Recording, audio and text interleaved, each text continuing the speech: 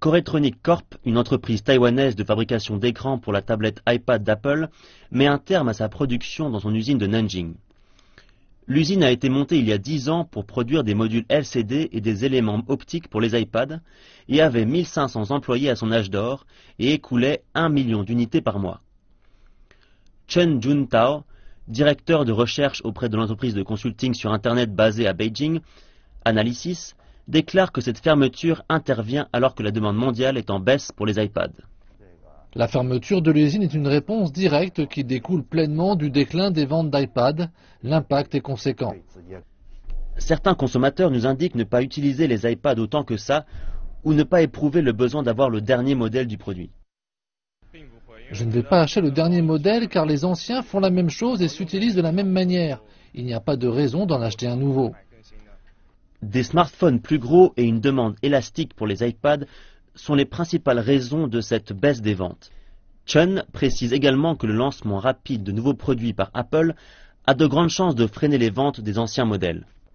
Et quand iPhone lance un nouveau produit, les plus anciens sont soldés. Pareil avec l'iPad. Apple a différentes lignes de produits et améliore ses produits rapidement sans penser à l'ensemble des conséquences. Et les décisions rapides favorisent l'exclusion des anciennes versions.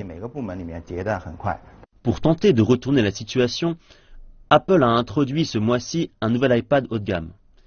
Il s'agit d'une plus grande version de 12,9 pouces. Le produit, équipé d'un clavier intelligent et d'un stylo, est conçu pour se comporter comme un ordinateur de bureau.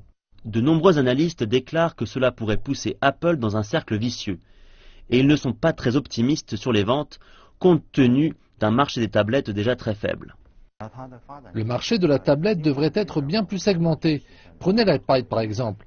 Les clients l'utilisent pour les jeux vidéo et pour se détendre en général. Donc il y a de l'espace pour poursuivre un développement segmenté. Il faut une différenciation dans le produit. Les analystes déclarent que cette tendance qui voit l'iPad faire de faibles performances devrait se poursuivre au cours des prochains semestres. Et le quotidien économique national d'indiquer que l'usine de Nanjing devrait terminer sa liquidation d'ici la fin de l'année.